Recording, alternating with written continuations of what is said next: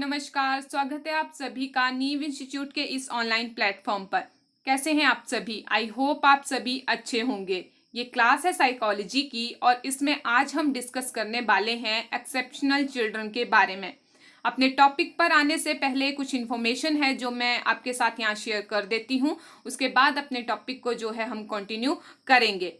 Screen पे आपको दिख रहा होगा मिशन HPSSC। इसका क्या मतलब है? इसका मतलब है जितने भी एग्जाम आपके HPSSC के अंडर आते हैं, मेनली नीव इंस्टीट्यूट उन सभी एग्जाम को जो है वो टारगेट करता है।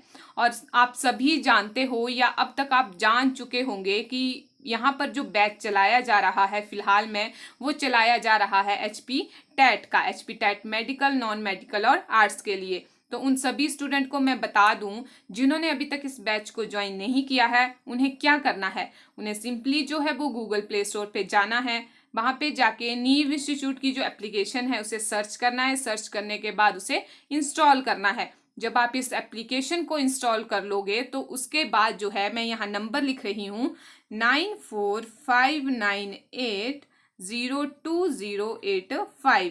इस नंबर पर जो है वो आपको कॉल करनी होगी। जब आप इस नंबर पे कॉल करोगे तो आपको जो है वो बैच में एनरोल कर लिया जाएगा। नेक्स्ट हम बात करते हैं कि जो बैच स्टार्ट हुआ है इसके क्या क्या बेनिफिट्स हैं।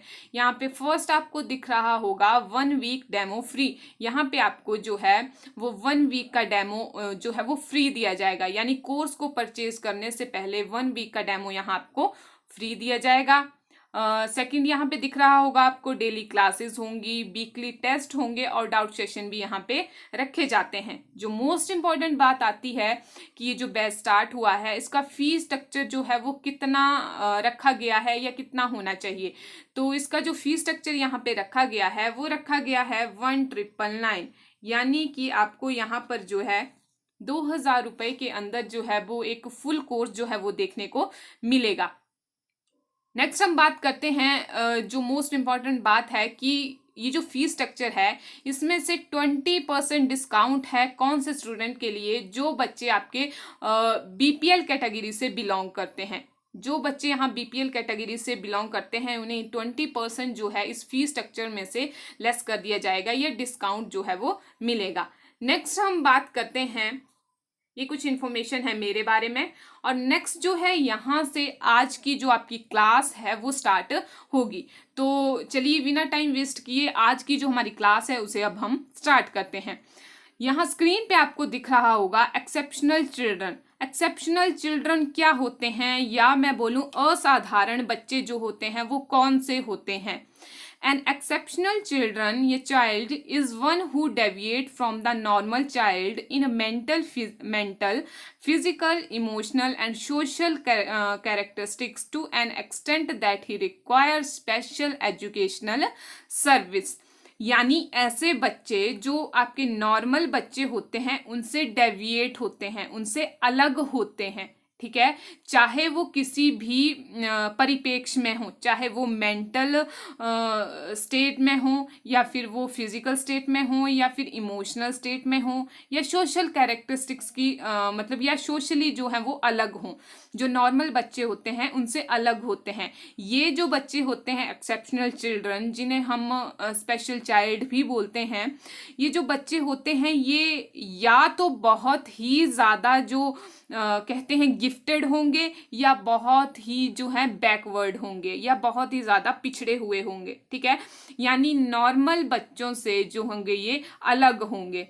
ठीक है, ही में फार अबव और extremely below from the average. जो हमारे एवरेज स्टूडेंट होते हैं उनसे या तो ये बहुत ही ज़्यादा सुपीरियर होंगे, जैसे मैंने पहले बताया कि या तो बहुत ज़्यादा गिफ्टेड होंगे या बहुत ज़्यादा ही बैकवर्ड होंगे या पिछड़े हुए होंगे शिक्षा के क्षेत्र में और बाकी किसी भी क्षेत्र में। ठीक है, तो type of exceptional children. Next हम देखते हैं कि कौन कौन से टाइप के जो होते हैं वो एक्सेप्शनल चिल्ड्रन होते हैं। बहुत सारे टाइप के होते हैं। यहाँ पे हम जो आपके एग्जाम पॉइंट ऑफ व्यू से इम्पॉर्टेंट है यहाँ उन टाइप को हम डिस्कस करेंगे। फर्स्ट देखिए मेंटली एक्सेप्शनल। मेंटली एक्सेप्शनल में आपके कौन से आ जाते हैं? जो दिमागी तौर पर जो है वो अलग होंगे दूसरे बच्चों से, गिफ्टेड हो सकते हैं। ठीक है, स्लो लर्नर हो सकते हैं, बैकवर्ड चिल्ड्रन हो सकते हैं, थर्ड यहाँ पे देखिए फिजिकल एक्सेप्शनल, फिजिकल शारीरिक रूप से भी अलग हो सकते हैं, जैसे ब्लाइंड, डम्ब, डेफ, क्रिपल्ड जो है वो यहाँ पे चिल्ड्रन यहाँ पे हो सकते हैं। नेक्स्ट हम देखते हैं इमोशनली एक्सेप्शनल, इमोशनली एक्सेप्शनल हो सकते हैं, they are delinquent, delinquent word को हम आगे डिस्कस करेंगे कि डेलिक्वेंसी क्या होती है, जुवेनाइल डेलिक्वेंसी क्या होती है, वो नेक्स्ट स्लाइड में हम डिस्कस करेंगे। सोशली एक्सेप्शनल हो सकते हैं, they include the under privileged, ठीक है। इस तरह के क्या हो सकते हैं, बहुत सारे डिफरेंट डिफरेंट टाइप के जो हैं वो बच्चे एक्सेप्शनल हो सकते हैं, ठीक है। फर्स्ट हम यहाँ पे देखते हैं गिफ्टेड चिल्ड्रन के बारे में। गिफ्टेड चिल्ड्रन कौन से बच्चे होते हैं जिनका IQ 130 या उससे अबव होता है। ये रेंज जो है जैसे यहाँ पे 130 और अबव बताई गई है, कई बुक्स में इसको 120 प्लस भी बताया हुआ है, ठीक है। तो यहाँ पर जो बताया गया है कि गिफ्टेड चिल्ड्रन क्या होते हैं, the gifted child is he who has been endowed with great natural ability, intelligence और टैलेंट। मतलब उनमें क्या होता है, जो गिफ्टेड चिल्ड्रन होते हैं, बहुत ही प्रतिभाशाली बच्चे होते हैं, उनमें एक नेचुरल एबिलिटी होती है, बहुत ज़्यादा इंटेलिजेंट होते हैं वो बच्चे, उनका IQ लेवल बहुत ज़्यादा होता, बहुत टैलेंटेड होते हैं वो बच्चे, ठीक है। Gifted children have high cognitive ability, उनके अंदर जो संज्ञानात्मक जो एबिलिटी है वो बहुत ज़्यादा हाई होती है।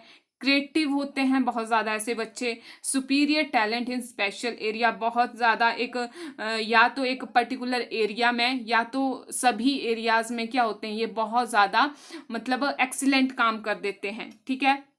इन्हें हम कहते हैं gifted children.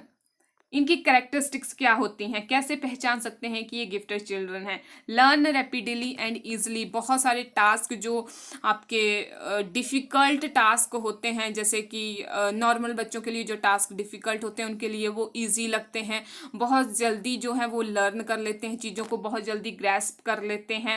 Use a great deal of common sense and practical knowledge, practical knowledge उनमें बहुत ज़्यादा होता है, चीज़ों को किस तरह से यूज़ करना है उस बारे में उन्हें ज़्यादा समझ होती है, मैं कहूँ एक तरह से तो, ठीक है। कॉमन सेंस उनकी बेहतर होती है बाकियों से। कीन ऑब्जर्वर होते हैं, यानी हर चीज़ को एक बेहतर ढंग से जो है वो ऑब्जर्व करते हैं। परफॉर्म डिफ़िकल्ट मेंटल टास्क, उन्हें जो डिफ़िकल्ट टास्क होते हैं जैसे मैंने पहले बताया उसे जो है वो परफॉर्म करने में उन्हें मज़ा आता है, या फिर उन्हें वो टास्क जो है वो अच्छे लगते हैं जो बाकी बच्चों को डिफ़िकल्ट लगते हैं। एक्सप्रेस क्यूरियोसिटी, अपनी क्यूरियोसिटी, अपनी जिज्ञासा को जो है वो दर्शाते हैं वो हर एक टास्क में, ठीक है। मतलब हर एक काम करने के प्रति वो क्या रहते हैं, इच्छुक रहते हैं, क्यूरियोसिटी दिखाते हैं। इन बच्चों को क्या क्या प्रॉब्लम आ सकती है, challenge and problem, adjustment problem आ सकती है, ठीक है। इन्हें एडजस्टमेंट प्रॉब्लम कैसे आ सकती है, मान लो कोई बच्चा है जैसे क्लास में तो सभी टाइप के बच्चे होते हैं, ठीक है। क्लास में हर कोई गिफ्टेड नहीं होगा और हर कोई बैकवर्ड नहीं होगा, ठीक है। हर कोई मेंटली रिटार्डेड नहीं होगा और हर कोई जो है आपके पास प्रतिभाशाली नहीं होगा, तो मिक्स होते हैं, ठीक है। क्लास में बच्चे हर टाइप के आपके पास होते हैं। अब जो मान लो जो पर्टिकुलर पर्सन है, जो बच्चा है वो गिफ्टेड है, उसकी जो ग्रैस्प करने की पावर है वो बहुत ज़्यादा है, यानी कि वो चीज़ों को जल्दी ग्रैस्प कर लेता है। और जो एक स्लो लर्नर है, एक एवरेज स्टूडेंट है, उसे चीज़ों को समझने में टाइम लगता है, ठीक है। तो अब देखिए जब टीचर को तो सभी को लेके चलना होता है, तो जब टीचर उसको समझाएगा तो वो जो गिफ्टेड चिल्ड्रन है उसके लिए वो सारा जो एनवायरनमेंट है वो क्या हो जाएगा, वो बोर हो जाएगा उस चीज़ से, एडजस्टमेंट में उसको प्रॉब्लम आती है, ठीक है। उसे वो चीज़ें ईजी लगती हैं जो बाकी बच्चों को डिफ़िकल्ट लगती हैं। If class work is easy for them then they feel boredom, वो बोरियत फील करने लगते हैं। सेल्फ एस्टीम इशू भी होते हैं, जैसे अपने बारे में नेगेटिव बोलना, ठीक है। एंड फ्रीक्वेंट मूड स्विंग्स का होना, ठीक है, can be a sign of self esteem problem. ये सारे किस चीज़ के साइन हो सकते हैं, सेल्फ एस्टीम इशू या प्रॉब्लम के साइन हो सकते हैं, ठीक है। नेक्स्ट हम बात करते हैं education provision for the gifted children. Education provision क्या होना चाहिए गिफ्टेड चिल्ड्रन के लिए। एक्सेप्ट देयर सुप्योरिटी, यानी कि उनकी जो एक तरह से जो वो प्रतिभाशाली हैं, जो उनकी गिफ्टेडनेस है, उन्हें हमें उसे जो है हमें एक्सेप्ट करना चाहिए। एज अ टीचर हमें एक्सेप्ट करना चाहिए कि ये जो पर्सन है, ये जो बच्चा है, ये गिफ्टेड है, और उसे उस तरह का हमें इन्वायरमेंट जो है वो प्रोवाइड करवाना चाहिए। सेपरेट स्कूल्स होने चाहिए ताकि वो क्या करें, उन जो आपके पास बच्चे हैं उनसे वो बोरियत फील ना करें। ठीक है, एनरिचमेंट प्रोग्राम होने चाहिए। एनरिचमेंट प्रोग्राम यानी कि जो करिकुलम है वो एनरिचमेंट होना चाहिए। एनरिच का मतलब है उसमें सारी सुविधाएं होनी चाहिए, एक जो गिफ्टेड स्टूडेंट चाहता है। ठीक है, नेक्स्ट हम देखते हैं मेंटली रिटार्डेड। मेंटली रिटार्डेड यानी कि आप बोल सकते हो मंद बुद्धि बच्चे। ठीक है, वो उनका आईक्यू क्या होता है, उनका आईक्यू होता है 50 to 75 जो है उनका आईक्यू वेरी करता है। मेंटली रिटार्डेड यानी ये कौन से बच्चे हैं? Mentally retardation is a intellectual disability. ये एक ऐसी डिसेबिलिटी है जो आपके संज्ञान से जुड़ी हुई है, इंटेलेक्ट से जुड़ी हुई है। That result in intellectual capability significantly below average. ठीक है, कैसी होगी जो कैपेबिलिटी है एक बच्चे की जो मेंटली रिटार्डेड होगा, वो कैसी होंगी? उसकी बिलो एवरेज होंगी। ठीक है, कैसी? बिलो एवरेज यानी एवरेज से नीचे की जो कैपेबिलिटी होंगी वो उस बच्चे में पाई जाएंगी। कैरेक्टरिस्टिक्स क्या होंगी? जो मेंटली रिटार्डेड बच्चे होते हैं उनकी कैरेक्टरिस्टिक्स क्या होंगी? Mentally subnormal children lack much in power of observation. Observation की पावर उनमें नहीं होगी, यानी वो ऑब्जर्व चीज़ों को ढंग से नहीं कर पाएंगे। इमेजिनेशन की उनमें कैपेबिलिटी नहीं होगी। थिंकिंग की कैपेबिलिटी नहीं होगी, यानी उस तरह से वो सोच नहीं पाएंगे। ठीक है, स्लो लर्नर होंगे, चीज़ों को धीरे धीरे ग्रैस्प करना, मतलब बहुत ही स्लो होंगे। अपने जो नॉर्मल जो एवरेज जो स्टूडेंट होते हैं क्लास के उनसे बहुत ही कम होंगे। जैसे फर्स्ट हमने पढ़ा गिफ्टेड, वो आपके एवरेज जो स्टूडेंट थे उनसे बहुत हाई थे, बहुत ऊपर थे। और ये जो है मेंटली रिटार्डेड, ये कैसे होंगे? जो आपके पास एवरेज स्टूडेंट है उनसे बहुत ही स्लो होंगे। ठीक है, the creativity aspect is almost absent in such children. जो क्रिएटिविटी एस्पेक्ट है, ठीक है, कि जो दिशाओं में सोचना है, अलग अलग तरह से सोचना, कुछ क्रिएटिव करना, ये वाला एस्पेक्ट जो होगा उनमें ऑलमोस्ट अब्सेंट होगा। वो ये सब चीज़ें नहीं कर पाएंगे। They are poor at abstraction. Abstraction यानी अब्स्ट्रैक्ट चीज़ों के बारे, काल्पनिक तरीकों के बारे में सोच पाना, वो ये सब नहीं कर पाएंगे जो मेंटली रिटार्डेड बच्चे आपके पास होंगे। ठीक है, नेक्स्ट यहाँ पे दिया गया है कि लेवल ऑफ रिटार्डेशन, यहाँ पे रिटार्डेशन होगा एंड आईक्यू। जो आपके पास लेवल क्या होंगे रिटार्डेशन के, इसको पढ़ने से पहले ये तो आपका जो डिवाइड किया गया है, एक तरह से जो लेवल बनाए गए हैं, ये बनाए गए हैं ऑन द बेसिस ऑफ कि जो आपके पास ये डिसेबिलिटी है वो कितनी गंभीर है। ठीक है, कितनी मेजर प्रॉब्लम है, उस बेस पे ये डिवाइड किया हुआ है। एक आपका इससे पहले डिवाइडेशन होती है आईक्यू के लेवल पर। ठीक है, किसके लेवल पर? आईक्यू के लेवल पर डिवाइड किया जाता है। तो वो जो डिवाइडेशन होती है उसमें जो आपके पास मेंटल रिटार्डेशन होती है उसको 3 पार्ट में डिवाइड किया जाता है। ठीक है, फर्स्ट आपका आता है मोरोन। फर्स्ट आता है मोरोन, सेकंड आता है इम्बेसाइल,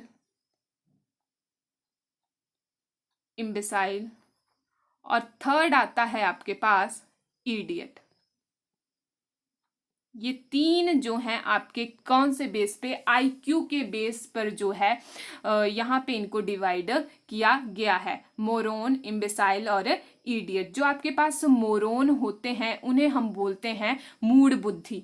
ठीक है, और जो आपके पास इडियट होते हैं वो होते हैं आपके पास जड़ बुद्धि। तो इस तरह से इनको जो है वो डिवाइड किया गया है मोरोन, इम्बेसाइल और इडियट की फॉर्म में। ये किसके बेस पे किया गया है? आईक्यू के बेस पे। अगर मैं आईक्यू की बात करूं तो यहाँ पे जो मोरोन होते हैं उनका आईक्यू लिया गया है, आई थिंक उनका आईक्यू लिया गया है 51 to 70। जो मोरोन है उनका आईक्यू लिया गया है 51 to 70। जो इम्बेसाइल हैं उनका आईक्यू लिया गया है 25 to 50। उनका जो ये इम्बेसाइल है इनका लिया गया है 25 to 50। ठीक है, और जो आपके पास इडियट हैं इनका लिया गया है बिलो 25 जो है वो आईक्यू लिया गया है। ठीक है, तो ये वाली जो एक आईक्यू के बेस पे जो डिवाइड की गई है रिटार्डेशन, इसको भी आप ध्यान में रखिएगा। नेक्स्ट हम देखते हैं जो यहाँ स्लाइड पे है, लेवल ऑफ रिटार्डेशन। यहाँ पे 4 लेवल दिए हुए हैं और IQ स्टैनफोर्ड बिने के द्वारा बताया गया है, और ये जो दूसरा IQ बताया गया है लेवल, ये बैचलर स्केल के द्वारा बताया गया है। ठीक है, फर्स्ट यहाँ पे आता है माइल्ड। माइल्ड का मतलब थोड़ी कम रिटार्डेशन होगी। ठीक है, IQ कितना होगा, 52 से 67 वेरी करेगा, या 55 से 69, ये बैचलर के द्वारा। ठीक है, अलग अलग रेंज जो है वो बताई गई है IQ की।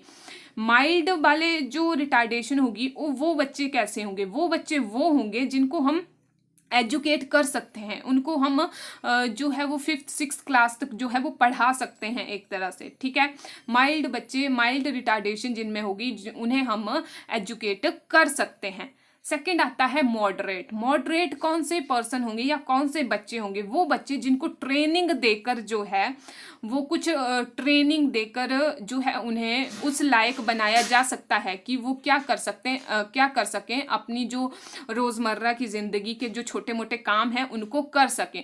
वो आता है आपका सेकंड ऑप्शन में, मॉडरेट में। और जो IQ लेवल है वो है 36 to 51 और बैचलर के अकॉर्डिंग 40 to 54। थर्ड आता है सीवियर। सीवियर रिटार्डेशन क्या होती है, सीवियर रिटार्डेशन उन पर्सन में पाई जाती है जो पर्सन बिल्कुल ही डिपेंडेंट होते हैं। ठीक है, क्या होते हैं, जिनको ना तो हम एक तरह से एजुकेट कर सकते हैं ना उनको ट्रेनिंग दे सकते हैं, वो दूसरों पर ही डिपेंड करते हैं।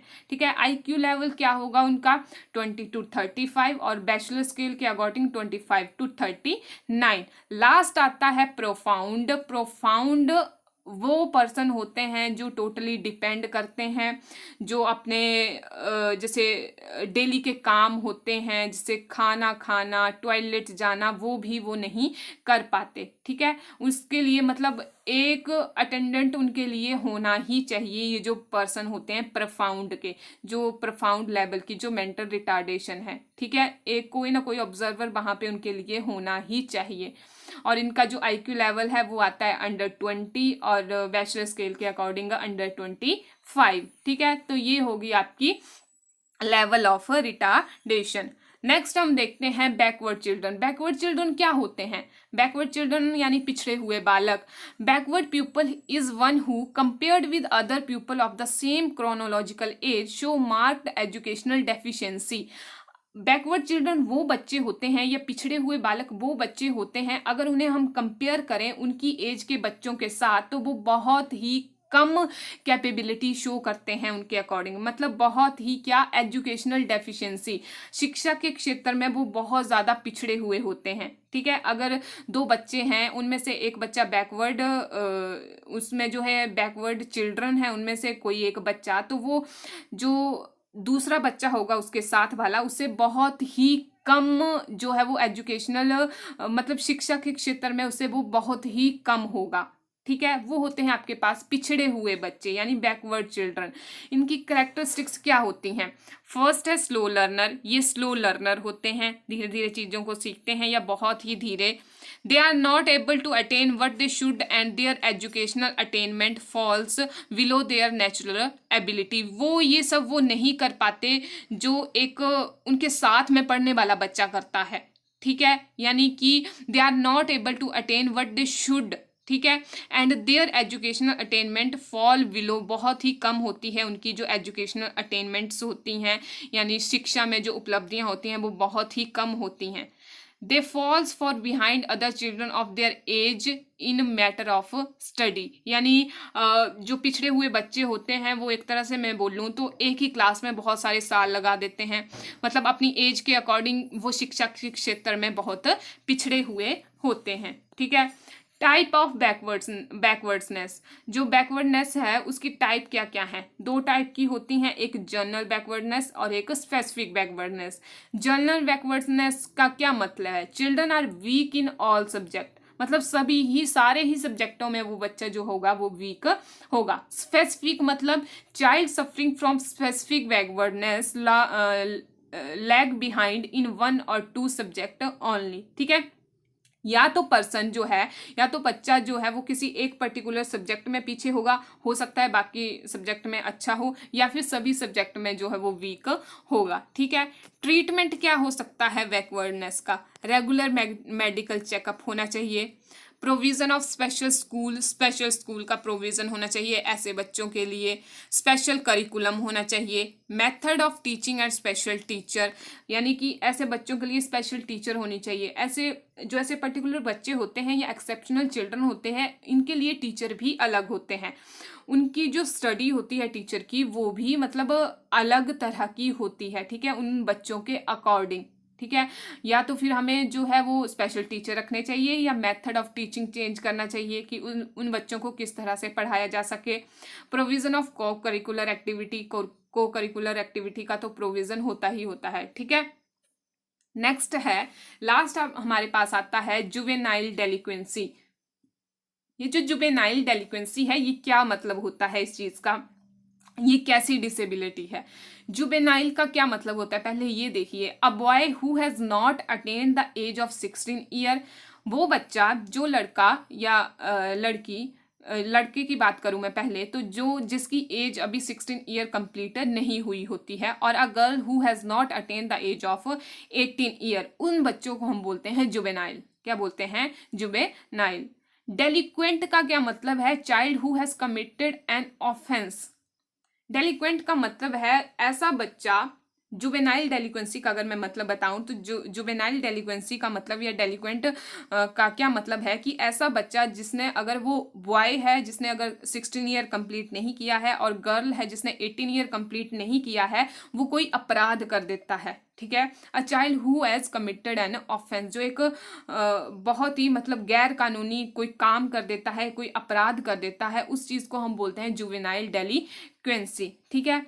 इस चीज के, ये जो डेलिक्वेंसी होती है, इसके कारण क्या क्या हो सकते हैं? अनएम्प्लॉयमेंट इसका एक बहुत बड़ा रीजन हो सकता है, ठीक है।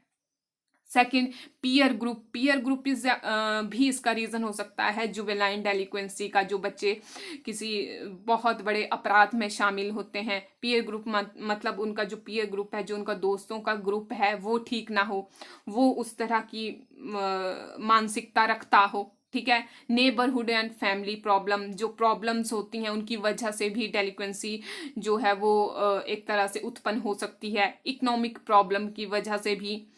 इन प्रॉपर पेरेंटल कंट्रोल, अगर माता पिता का बच्चों पे कंट्रोल नहीं है, उसकी वजह से भी वो नहीं देखते हैं कि बच्चे कहाँ जा रहे हैं, कहाँ से आ रहे हैं, या फिर वो क्या कर रहे हैं, ठीक है, ये भी कारण हो सकता है डेलिक्वेंसी का।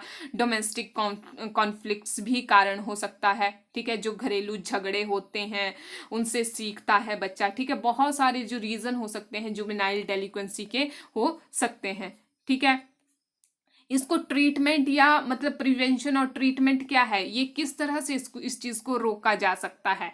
फर्स्ट है यहाँ पे पेरेंटल एजुकेशन। पेरेंट्स का एजुकेट होना वो जो है वो बहुत ज़रूरी होता है, ठीक है। पेरेंट्स एजुकेट होंगे तभी वो अपने बच्चों को सही रास्ता दिखा पाएंगे कि ये चीज़ गलत होती है या ये चीज़ सही होती है। द बच्चों की कंपनी का ध्यान भी रखना, ठीक है, कि बच्चा जो है वो कौन सी कंपनी में जा रहा है। कंपनी का मतलब है कि उसका पीयर ग्रुप कैसा है, उसकी जो सोसाइटी है, जब वो घर से बाहर निकलता है तो वो कैसे बच्चों के साथ रहता है, ठीक है। उन बच्चों की जो है वो, क्या वो अपने से बड़े बच्चों के साथ रहता है या अपने से छोटे बच्चों के साथ रहता है, उसके जो पीयर ग्रुप हैं, जो पीयर मेट हैं, उसके जो दोस्त हैं, वो कैसे हैं, उन सभी चीज़ों का हमें पता होना चाहिए एज अ पेरेंट्स जो है, और एज अ टीचर भी बच्चों की कंपनी का पता होना चाहिए।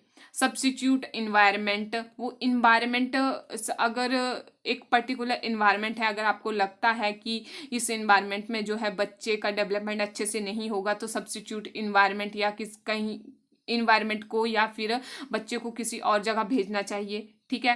Taking the help of clinical psychologist and psychiatrist for understanding the delinquent behaviour of children, help लेनी चाहिए हमें साइकोलॉजिस्ट की या फिर साइकेट्रिस्ट की, बच्चे की जो डेलिक्वेंसी है, या अगर वो उस तरह का बिहेवियर शो कर रहा है ऑफेंसिव, या फिर उस तरह का आपको लग रहा है बच्चा, तो उस केस में जो है वो हमें हेल्प लेनी चाहिए साइकोलॉजिस्ट की। एस्टेब्लिशमेंट ऑफ स्पेशल स्कूल्स होने चाहिए where special education, correction and rehabilitation is possible, ठीक है। अगर बच्चा उस स्टेट में चला गया है या बच्चा उस रास्ते पर निकल पड़ा है जो एक उसके लिए जो है वो सही नहीं है, तो उस केस में हमें क्या करना चाहिए, उसको क्लिनिकल मतलब साइकोलॉजिस्ट के पास मतलब होना चाहिए, साइकोलॉजिस्ट के पास लेके जाना चाहिए, या फिर स्पेशल एजुकेशन होनी चाहिए जहाँ पे उसका जो डेलिक्वेंट बिहेवियर है वो ठीक किया जा सके। ठीक है, तो ये थे कुछ इम्पॉर्टेंट आपके पास एक्सेप्शनल चिल्ड्रन जिनके बारे में हमने डिस्कस किया, जो आपके एग्जाम पॉइंट ऑफ व्यू से इम्पॉर्टेंट थे। तो मिलते हैं अपनी नेक्स्ट वीडियो में, तब तक के लिए thank you, have a nice day.